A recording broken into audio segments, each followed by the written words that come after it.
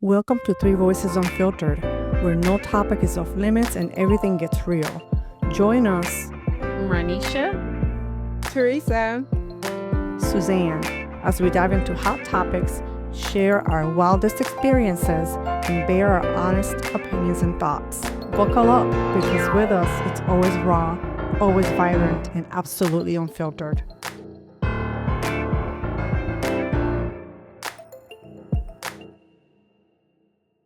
Welcome to another episode of Three Voices Unfiltered. Today we're really excited because we have a guest, and this has been planned for a little bit, and we're finally able to, all four of us, so today we have four Voices Unfiltered, as we welcome Jocelyn Wallace to our episode today. Hi, Jocelyn. Hi, ladies. It's great We're to doing be here. We're doing it via Zoom because, Ranisha is home doing the technical stuff for Zoom. Teresa and I are in the studio, and then Jocelyn is at her location. So we're really excited to have you. How do you feel? I'm wonderful. Glad to be here. Excited. That's awesome. Yeah. We're glad to have you. Yes. Welcome. Thank you for Yes, taking we your are. time to join us. Oh, absolutely. I enjoy your content. Thank So- you. Thank you. So today's episode came out of, I was somewhere and this topic that we hear often came up, and it was, somebody was saying, well, hurt people, or hurting people hurt people. And I started thinking about that, and I thought, but why? Like, why do we do that, and how can the cycle be broken? Because I'm not an expert, so that's why Jocelyn is here. So we're going to start with Jocelyn. The first question is, what does that mean? What does hurt people mean? Okay. Yeah. I know a lot of people think it's just a cliche, but it really, sometimes if you look at it, and if you've ever experienced it from someone and you realize what they're going through or realize that they're hurting, you realize that a lot of times when people are hurt, they themselves, not that they necessarily, some people do like misery. You heard that saying, misery loves company. That is true in some cases. But most cases, when people are really hurt like that, they themselves don't know how to take care of them. So when dealing with other people, they don't have the patience. A lot of times it's lack of self-love, after being, hurt by other people so long, you sometimes lose your empathy for others, if that makes sense. With empathy, I can put myself in your shoes. But if I'm so hurt and consumed with my own, issues or problems or what somebody's done to me, I don't have a lot of empathy. It kind of makes you hard on the exterior, If that makes sense, just in layman's term, if I could break it down that way. Yeah, that makes a lot of sense, because maybe the person might feel that I didn't get any empathy, or they didn't learn empathy. So that's what they're passing forward. Yeah, well, I think sometimes we just get consumed in our own, like maybe if someone's driving, and sometimes you're just caught up and you're not even looking, you're thinking, you turn in someone's lane, and that person's like, you could have hurt me. Well, you're like, I was so caught up in my own, mind, or just driving, that I didn't do what I was supposed to do. Sometimes I think that's what it is. Sometimes people get so caught up in their own issues, hurting from their own, experiences, and sometimes they're not given patience. Sometimes, they're hurt by some of the, only really close people can hurt you. Think about it. Strangers, they can say things that maybe hurt for this, but it doesn't last as long as someone really close to you. So most of the time when someone really close to you has hurt you, it breaks down trust. You know what I mean? So if I don't trust you and I'm hurting, do I really care about how you feel? Right, that's right. Yeah. So do you think that sometimes people use that as an excuse or an explanation of their actions, or both? Sometimes I don't think people realize, you know what I mean? Some people, there can be cases where people use that as an excuse, but I don't think a lot of times people realize, because like I said, they're so consumed with their own hurt, their own pain, their own disappointment, that it doesn't really matter how you feel. That's what I mean by they lack empathy.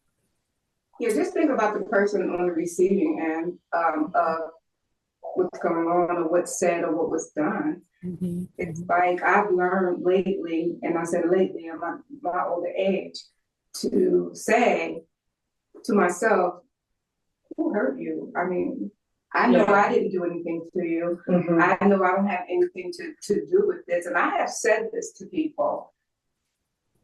I mean, especially if you're in like a new relationship, whether it's a friendship, you know, or a new relationship or work relationship, and then someone attacks you, you say to yourself, this is not about me.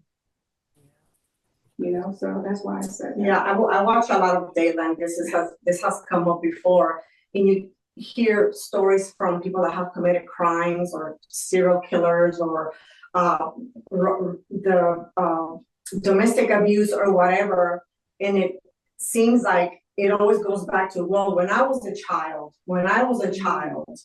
So how can you go over that, like the trauma that we bring from childhood into adulthood? Well, absolutely, especially if it's not processed correctly.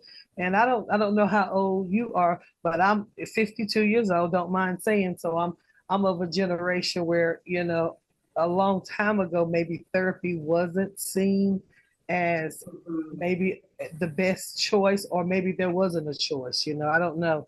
You know, I always often think, why didn't we get the therapy we were supposed to have? Or why didn't we even know about therapy back then? But it was a taboo on therapy.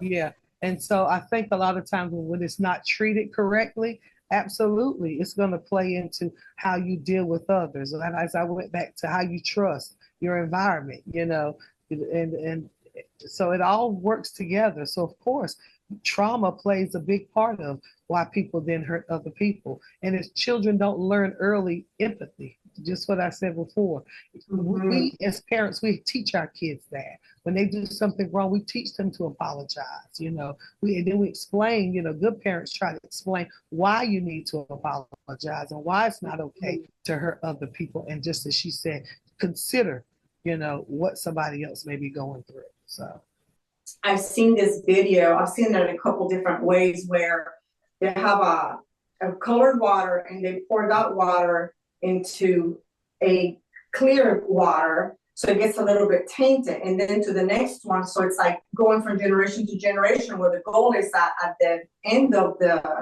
I think the third one, they might draw bleach or something. So then that person or that situation pours into the next one clear. And I've seen it where they do it, and then the last one puts a crown on top of the person. So because we're so hung up on past experiences that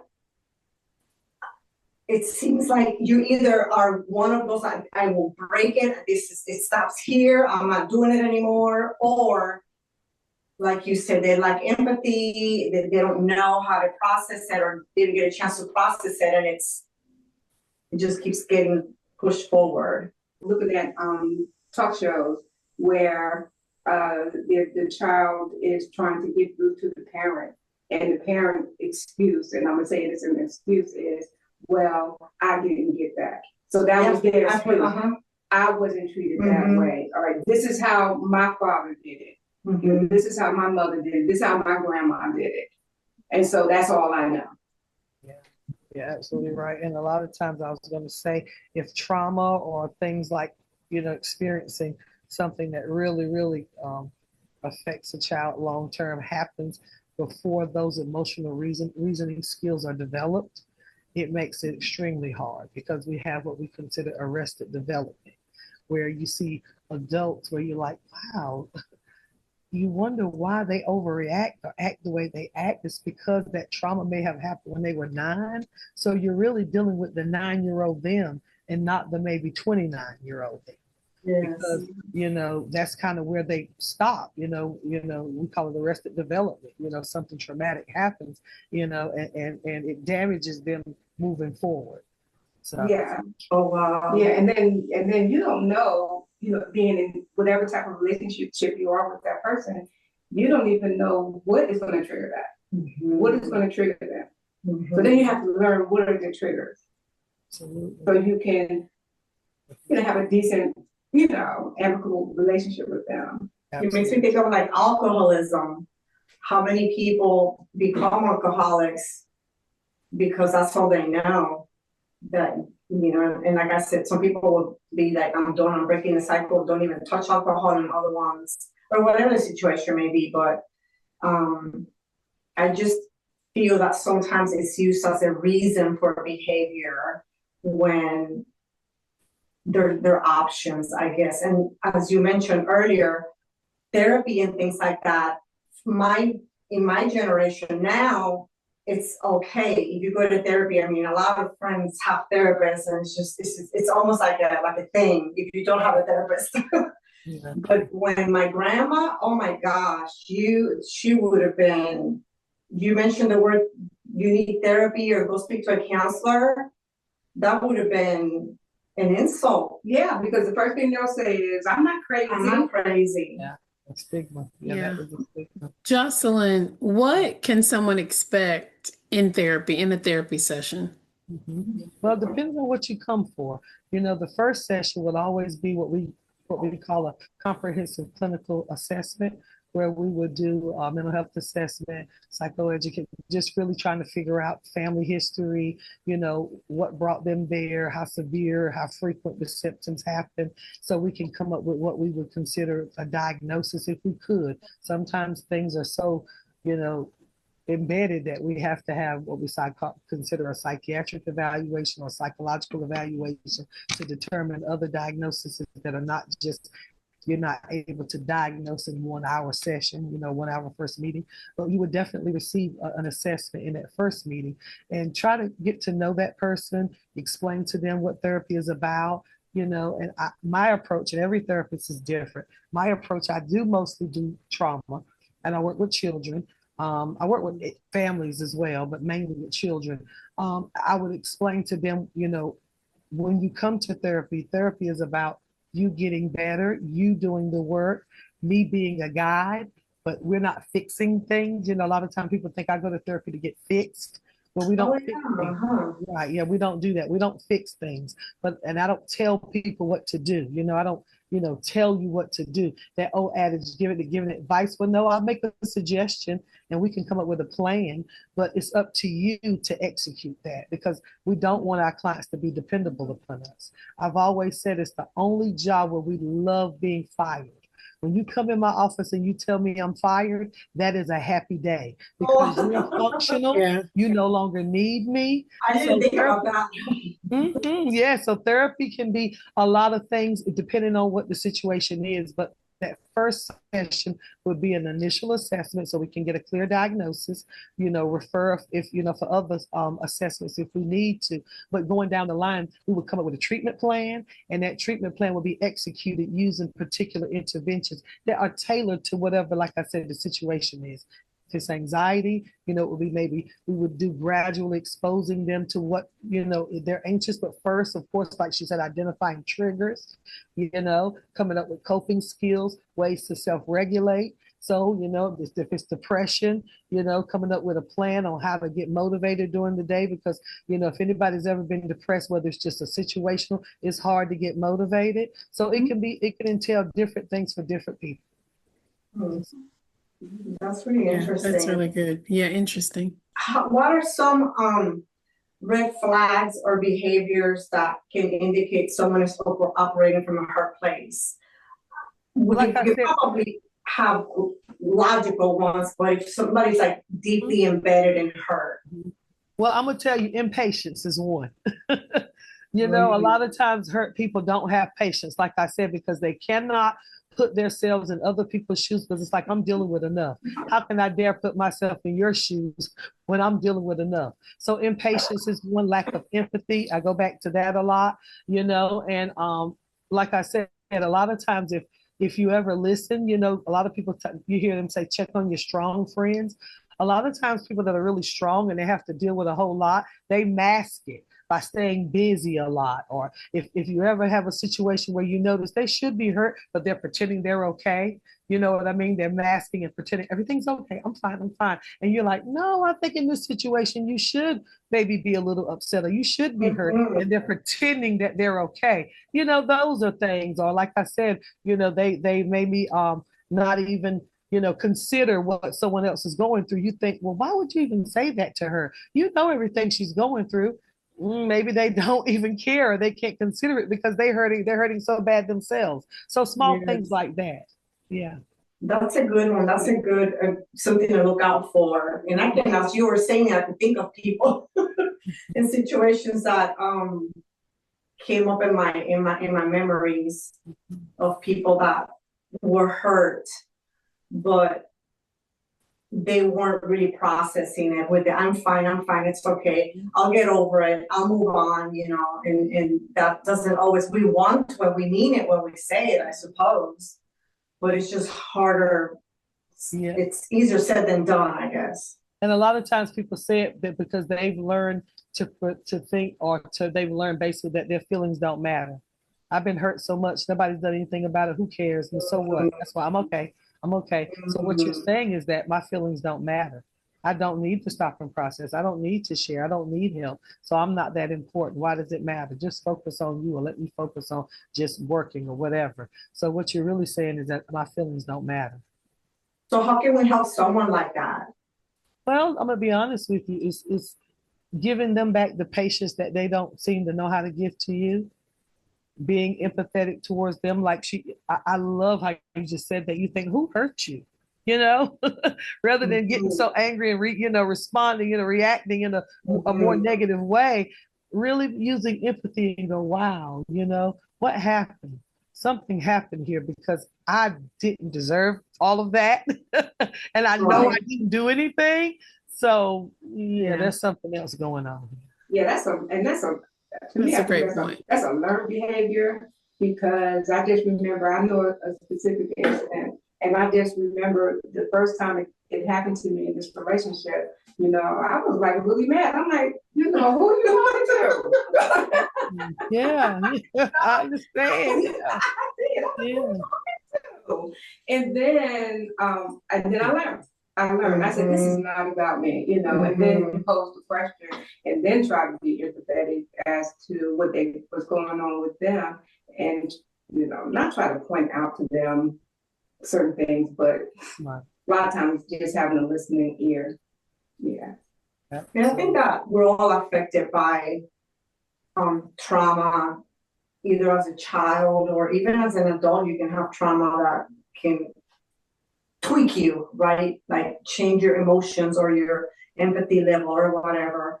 And I can think of times where I may have seen, now that I look back, things that may have taken place when I was a child that was not right. Even, maybe a punishment or friends and how they were treated. And it was okay. And that's the thing that gets me, is that it was okay. So the whole generation felt that this cycle was okay to maintain. So we get hung up on this baggage behind us, that we need to just dump it and move forward. Yeah, it's true. You have to learn to kind of choose yourself, whenever.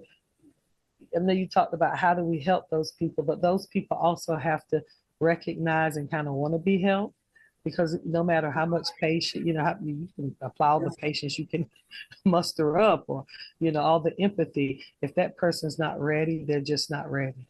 And sometimes it's just backing off, not really avoiding, but just backing off. And, when you see them, they're like that, like just leave, just back off, not accept it. You can always tell people what you expect as far as your behavior. Like, you're not going to talk to me like that. You're not going to treat me like that. I understand it has nothing to do with me, but I will not accept that behavior, and back off and give them the space, And a lot of times when you're really important in that person's life, they'll come back. A lot of people, you notice, they won't apologize, but they'll want to take you out, or they'll do something real nice because they can't bring themselves to apologize. You know what I mean? Because that means I did something wrong here.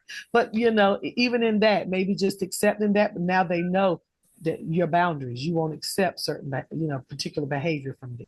So. That's what it's like, boundaries and accountability. Keep them accountable for their behavior. Absolutely. Yes. Jocelyn, what kind of childhood trauma? So, as a child grows up, becomes an adult, what are some of the characteristics that they can develop from childhood trauma? Some of the severe ones. Yeah, anxiety is one. You see an overly anxious person, especially things like, very overprotective of their children, don't want them to go and stay with anybody. They don't trust anything, questioning them, about certain things. I had a family member that was so funny, her child would go to her and go, did anybody touch you? Did anybody do anything? And she's like, no, it would make a child like, is anybody supposed to touch me? They're not even supposed to touch me on my arm or on my leg, so being overly paranoid about things, rigid, very rigid sometimes, a lot of times you see them there. I'm going to think of a better word so I can maybe kind of understand where I'm coming from. They are the ones that are, I'll go ahead and say it. Sometimes they're promiscuous. You know what I mean? They're a little loose in their behaviors. They take risks, that other people wouldn't take.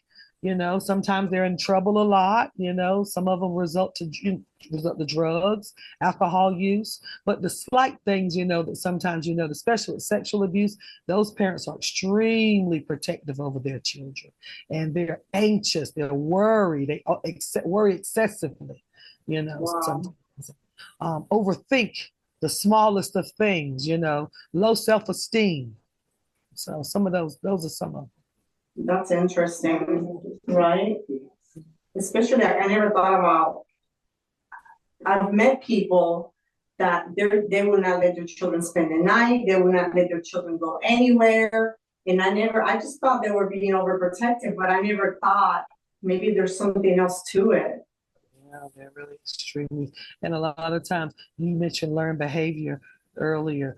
Anxiety is a learned behavior, because if I'm the parent and I'm the protector and I'm walking around scared and worried all the time, what is the child going to be? That child is going to learn to be scared and nervous and be, worried about if I don't know what's going on, I'm scared. The unknown is scary anyway. But to a child, most of the time parents say, it's okay, we got this. Even if we're shaking in our boots, we want to be like, everything's okay, no problem, we're good. Because we want to raise calm, collective children, right? But an anxious parent can't do that because they themselves are so afraid. So they teach their kids these same behaviors, to overreact, to catastrophize, So those are the things, yes, definitely. You took me back to my childhood there.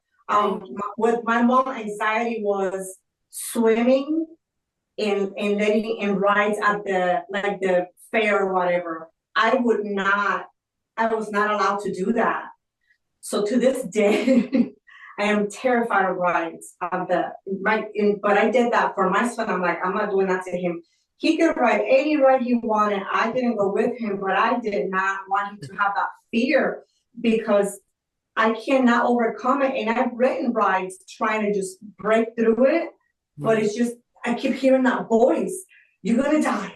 What if it's, and it's just, even the little gondola things terrify me, but I'll do it. But it's just, so I can sympathize with what you just said, and the anxiety of the parent leaking into me. And now, as an adult, I can't do those things. Absolutely. Yeah, really mess up some kids. You've always said that. I've always said that. I didn't say it like that. I said you can jack up some kids. But You have always I always said that because the reason I said that is because I was a young parent.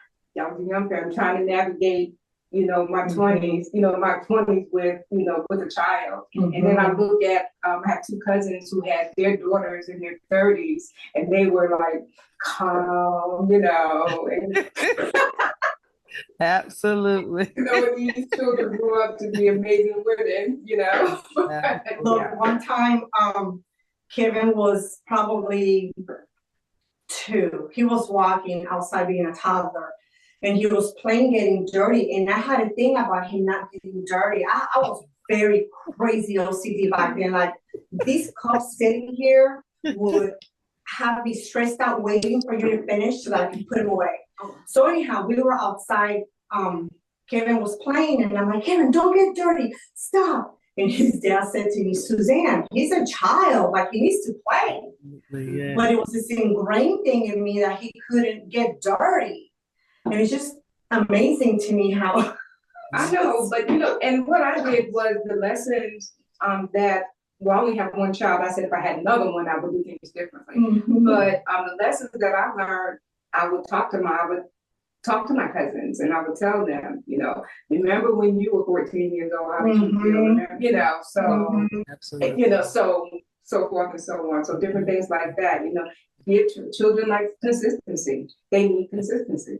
Things, you know, of that nature. And they probably can tell you other things that I've said, but I did because I was older, and my son was like a teenager, you know, at the time, and older. So I was 22 when I had Kevin, and I didn't know anything. I look back now and I'm like, oh my gosh, I didn't know anything.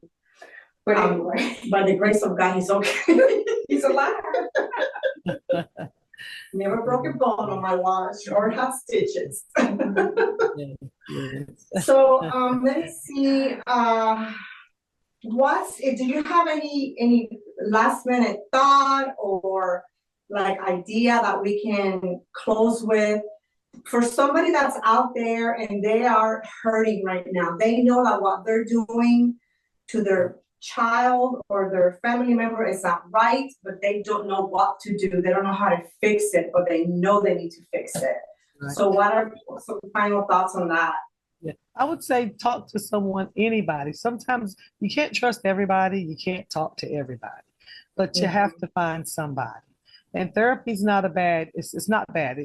Therapy catches a bad rap sometimes. And I'm not going to say all the therapists out there are the best, but if not therapy, you know, your spiritual belief, different people, if they want to talk to their pastor, you know, or their spiritual leader, or you know, a member of their church or an elder member of their family, reach out to someone. If you don't have anyone, journal. I'd say start journaling, but getting your feelings out, not holding things in. Maybe first start with a self-inventory, and let's think about some of the things that have really hurt us, and what are we carrying? What have we not let go of, you know? And then think about how we relate to others based off of that hurt, based off of our experiences, how we relate to our children, how we relate to family members, how we relate to the lady that checks us out that maybe have made a mistake and we just yelled at her because it's her second day on the job. And you know, you're, like I said, your patience shot. So, you know, but if you couldn't journal, a lot of this generation today, I know they don't like to write. So I tell people, do video diaries.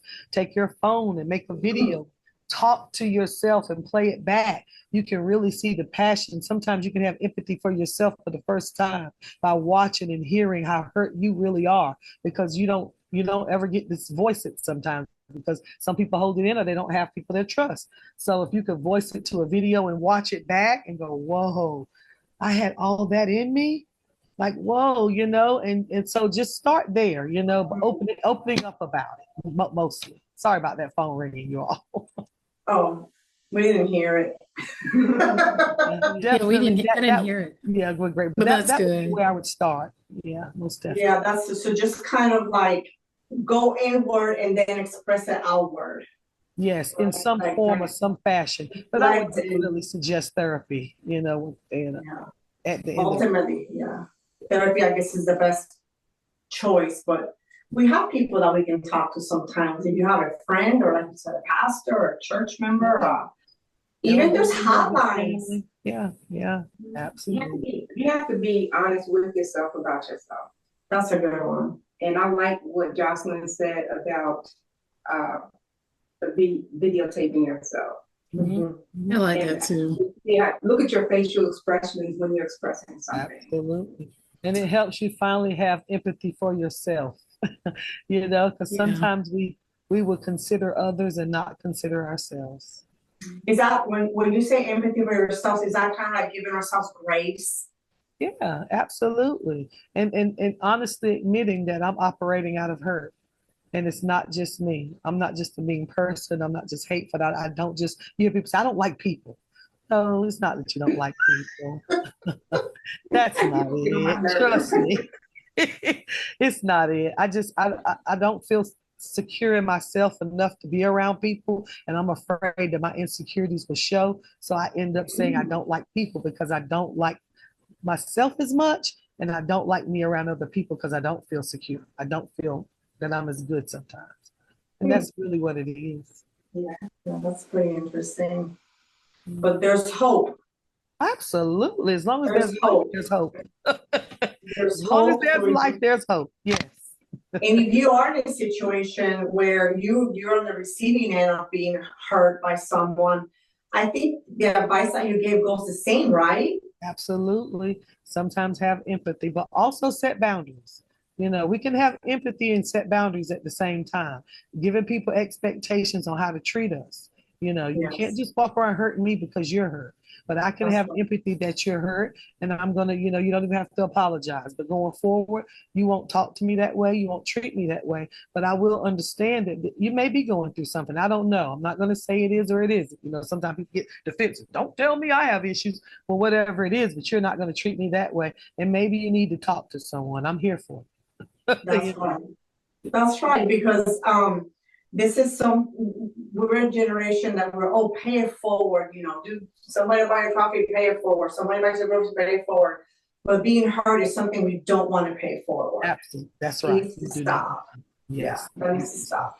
Thank you, ladies. You make great content. I am so proud of you. Thank you. Yeah. Thank you. Really you. appreciate Thank you you. taking the time to join us today. Absolutely. We ask all of our followers to follow, subscribe, Yes. and share.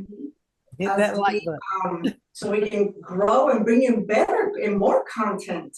Yes, Because yes. if you And can don't we grow- share Jocelyn's information? You can tell them I'm at Goldsboro Counseling Center. That number is 919-778-5594.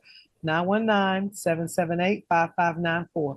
Goldsboro So if Counseling you're in Center. Eastern North Carolina, Yep, Goldsboro, North Jocelyn Carolina. is available Yes, or offer giving her services. lots of us over there at Goldsboro Counseling Center. We're ready. Okay, cool.